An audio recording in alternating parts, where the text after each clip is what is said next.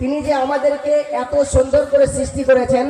আল্লাহ তাবারক ওয়া তাআলা বলেন, লাকাদ খলাকনাল ইনসানা ফি আহসানি তাকবীম, আমি মানুষকে সুন্দরভাবে, সুন্দর ধাঁচে, সুন্দরভাবে আমি তৈরি করেছি। এরপর আল্লাহ তাবারক ওয়া তাআলা তিনি বলছেন যে এ মাটি, এ জমিন প্রতিদিন আল্লাহকে বলে, আল্লাহ যতগুলো মানুষ যারা নেমক হারামি করছে, যারা তোমাকে মানে না, তোমার কোরআনকে মানে না, তোমার হাদিসকে মানে না, আল্লাহ যারা দুনিয়াতে না ফরমানি করে চলছে, আল্লাহ আপনি একবার আমাকে অনুমতি দেন, আমি নিচেকার মাটিটা ওপরে আর ওপরকার মাটিটা নিচে করে দিই, তাহলে এই মানুষগুলো জব্দ হয়ে যাবে।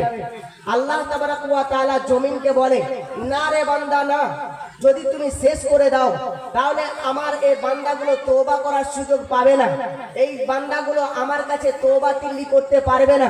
না জমিন, তুমি জানো না এই মানুষকে আমি নিজ হাতে তৈরি করেছি, ওর হাতটা আমি তৈরি করেছি, ওর পাটা আমি তৈরি করেছি, ওর নাকটা আমি তৈরি করেছি, ওর চোখটা আমি তৈরি করেছি, ওর মাথাটাকে আমি তৈরি করেছি।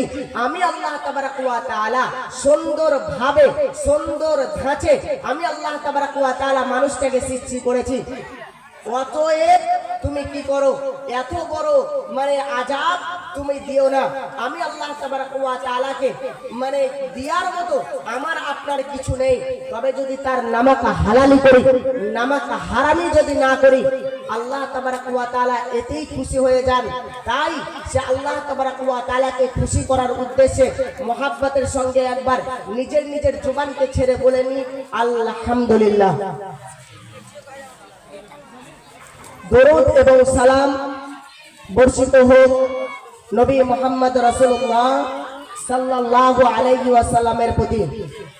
মাননীয় মুসলিম সমাজ, নূরপুরের একটা বড় খারাপ গুণ আছে, নূরপুরের বড় একটা খারাপ গুণ আছে। সেই গুণের কথাটা কি জানেন? ওয়াজ মজলিসে ইনারা বসে না।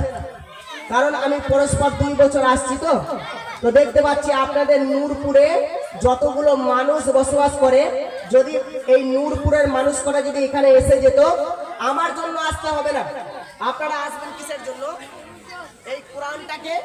এই কোরআনটাকে ভালোবেসে যদি আসতে পারতো, এই কোরআনটাকে ভালোবেসে যদি আসতে পারতো, আমার মনে হয় এরকম জায়গা 2-3টা আপনার লাগতো। মানুষ মনে করে যে হয়তো আমরা বাড়িতে বসে বসে শুনবো, বাড়িতে বসে শোনা আর মজলিসে এসে বসে শোনা অনেক আপনার পার্থক্য আছে। হয়তো আমি বলছি যে সুদ খাওয়া যাবে না, আপনাকে বলতে চাইছি যে আপনি সুদ খাবেন না, সুদ খাওয়া হারাম। আপনি বাড়িতে বসে বসে আপনি শুনছিলেন, আর আপনার ছেলে একবার করে আপনাকে ডাকছে আব্বা, একবার আপনার স্ত্রী ডাকছে কই গো, শুনতে পাচ্ছ? এই সময় আপনি মাইকের দিকে কান আছে, আমি বললাম যে সুদ খাওয়া যাবে না, সুদ খাওয়া হারাম। আপনার কানটা এদিকে, আপনার ছেলে আপনার স্ত্রী ডাকছিল ওই দিকে অর্ধেক কান, আপনি শুনলেন কি দুধ খাওয়া যাবে না। হ্যাঁ, আমি বললাম সুদ খাওয়া যাবে না, আর আপনি শুনলেন কি যে দুধ খাওয়া যাবে না। সকালবেলাতে আপনি চাচিমাকে বললেন যে গরু সব বিক্রি করে দিতে হবে। বর্ধমান থেকে নূর আলম এসেছিল, বললো নাকি দুধ খাওয়া যাবে না। তো পরিস্থিতিটা ঠিক এইরকম হয়ে যায়। এই যে মাদ্রাসার ছেলে কটা যে কটা বসে আছে, এই ছেলে কটা উঠে গেলে বলেন তো মজলিসটার অবস্থা কি হবে? কার সামনে বলবেন? সেই আগেকার কথা একটা মনে পড়ে গেল, জানেন? এই বক্তৃতা চলছে এইভাবে, আর একটা বুড়ি মেয়ে এসে বসে আছে, আর বেচারি অন্ধ বক্তৃতা করছে। তো যখন বক্তৃতা করছে, তো বক্তৃতা করতে করতে উনি বলছেন যে আর কেউ নেই বাবা, আমি একা আছি। তা বলছে কেন বুড়িমা তুমি একা আছো, তুমি কি বাড়ি যাবে না? তা বলছে যে না, আমি বাড়ি যাব না এই জন্যই যে চেয়ারের উপরে বসে আপনি বক্তৃতা করছেন ওইটা আমার শেষের বেলায় গুটিয়ে নিয়ে যাবে। তো আমাদের বর্তমান পরিস্থিতি ঠিক এরকম। তো ভাই আমি অল্প, আমাকে টাইম দিয়েছে, এটা আমাকে লিখলেন। তো যেটা আপনাদেরকে বলছিলাম, আমি আজ আপনাদের সামনে অল্প কিছুক্ষণ বক্তৃতা করব, তারপরেই যেটা মেন উদ্দেশ্য সেদিকে আমাকে যেতে হবে। কারণ বুঝতেই পারছেন পেছন দিক থেকে শুধু ধাক্কা, যেটা মেন সেদিকে যেন লক্ষ্য থাকে। তো তো আমি আজ আপনাদের সামনে যে বিষয়টির উপরে বক্তৃতা করব সেই বিষয়টি হচ্ছে আপনার ভয়। ভয়কে কেন্দ্র করে দু চারটে কথা বলে আমি আমার বক্তৃতাকে ইতি করবো ইনশাআল্লাহ। ওমা তৌফিক ইল্লা বিল্লাহ। আল্লাহর কাছে দোয়া করি, হে পূর্ব দয়াময়, তুমি আমাকে ঠিকভাবে বলার এবং শ্রোতাদেরকে ঠিকভাবে শোনার এবং উভয়কে আমল করার তৌফিক দান করেন, আমিন। আমি একটা কথা শেষের বেলাতে বলছি ভাই, এই দেখেন ওই যে বসে আছেন লোকগুলো, ওখানে আপনাদের বসে থাকা চলবে না, আপনাদেরকে আগে আসতে হবে। আগে আসুন। এই দেখেন আপনারা যে কোনো চটে বসে আছেন, এই দেখেন ভাই আমার দিকে তাকান, ভাই জান এই দেখেন ওই চটটা ছিঁড়ে যাবে, কিভাবে বসে আছেন দেখেন, ওই চটটা ছিঁড়ে যাবে।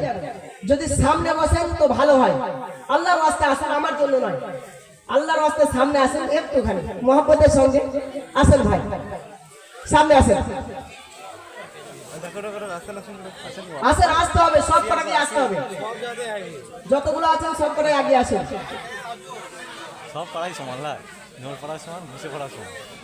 আসেন ভাই আসেন, জায়গা ছাড়ো, আগে বাড়ো, নাম পাল্টাবে, দাম বাড়বে। আসেন, মানে একটা ত্রিপল আনা করালাম আপনাদের জন্য। আর সামনে যারা দাঁড়িয়ে আছেন আপনারা বসে যান ভাই, এটুকু অনুরোধ। মাহফিলের প্যান্ডেল কি হতে হয়ে গেছে?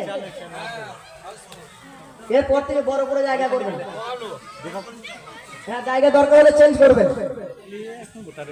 তো যেটা বলছিলাম ভাই, ভয়, আপনারা একটু আমার সঙ্গে সঙ্গ দেন। আচ্ছা, আমি আমার বক্তৃতা শেষ হওয়ার আগে কে কে বাড়ি যাবেন একবার হাত তোলেন তো। কে কে বাড়ি যাবেন?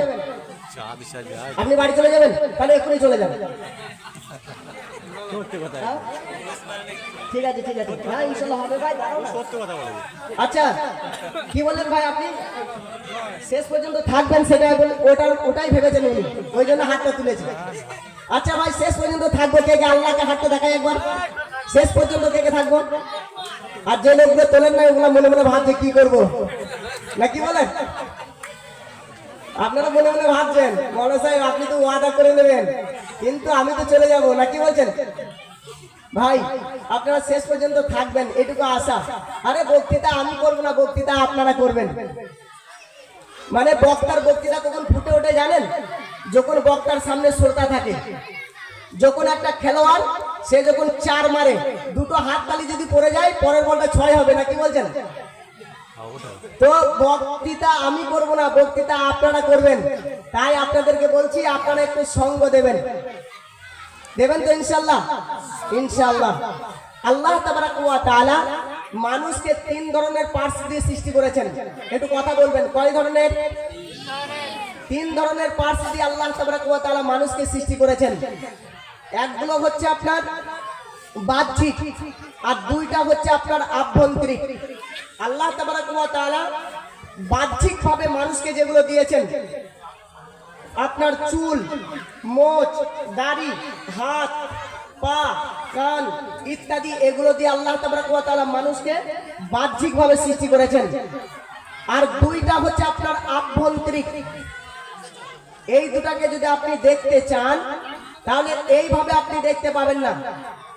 এই যে আভ্যন্তরিক, এর ভেতরে একটা হচ্ছে যদি আপনি আমার বুকটাকে ফেলে দেন, বা আপনার বুকটা যদি আমি ফেলে দিই, তাহলে দেখা যাবে কি সেখানে আপনার কলিজা আছে, হাড় আছে, কিডনি আছে, আঁতুড়ি আছে, এগুলো প্রত্যেকটা মানুষের ভেতরে আছে। তাহলে একগুলো হলো বাহ্যিক আর একগুলো হচ্ছে আপনার আভ্যন্তরিক। আর একটা আছে আভ্যন্তরিক, যেটাকে আপনার এটাকে চিরার পরে, ফাড়ার পরে আমি দেখতে পেলাম, কিন্তু এটাকে চিরার পরেও দেখতে পাবো না, ফাড়ার পরেও দেখতে পাবো না, অথচ প্রত্যেকটা মানুষের ভেতরে আছে।